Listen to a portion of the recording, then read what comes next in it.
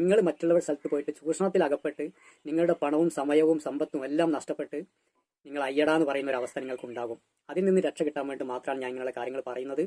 അല്ലാതെ എനിക്ക് വേറെ നേട്ടത്തിന് വേണ്ടിയിട്ടൊന്നുമല്ല ഞാൻ പറയുന്നത്. അപ്പം ഇവിടെ ഞാൻ പറയുന്നത് എന്താണെന്ന് വെച്ചാൽ ഒന്ന് രണ്ട് കാര്യങ്ങൾ ഞാൻ പറഞ്ഞുതരാം. എന്നോട് ചില ആളുകൾ ചോദിക്കുന്ന കാര്യമാണ്, ബാവുക്ക നമ്മുടെ ബർത്ത് ഡേറ്റ്, നമ്മൾ ജനിച്ച ഡേറ്റ് നോക്കുമ്പോൾ നമ്മൾ അറബ് മാസത്തിൽ ഏത് മാസത്തിലാണ് ഏത് ഡേറ്റിലാണ് പിന്നെ നമ്മൾ ജനിച്ചത് എന്ന് കണ്ടെത്താൻ പറ്റുമോ എന്ന്.